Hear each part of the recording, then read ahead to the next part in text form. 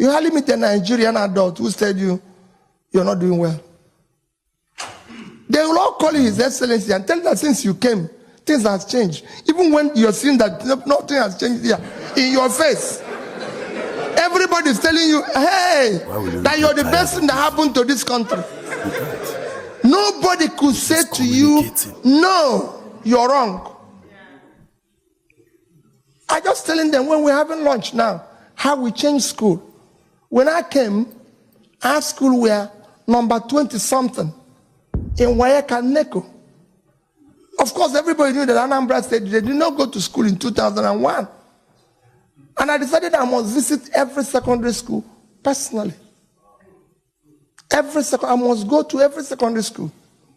Everywhere I go, I call parents in the school, call their teachers and headmistress, tell me, is anything wrong? They say nothing is wrong. And you're looking at the school, no roof, nothing, nothing is wrong. And you could see that everywhere is wrong. You could see it. Nobody. I went to a school in Asia, one of our towns, and they didn't have a roof. And I promised to give them a check to do that roof because I decided money must go directly to school, not via the ministry, because that's where the problem is.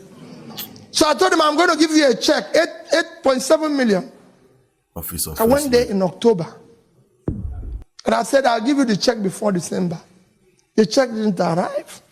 In January, I was doing a tour in that local government, and they normally bring school children. And when I finished talking, I said, it's question time. A young girl raised up her hand.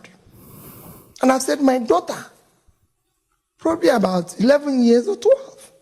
Let me start with you. This young tiny girl, I gave her a microphone, and I said, Governor, why do you make promise you don't keep? The whole hall went wild.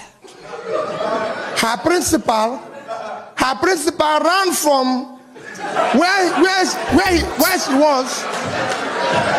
Her principal ran from where she was, held her in the mouth. And I said, principal, leave this girl. Because of how everybody shouted, the girl started shivering and started like crying. Bunch of She's done the wrong thing.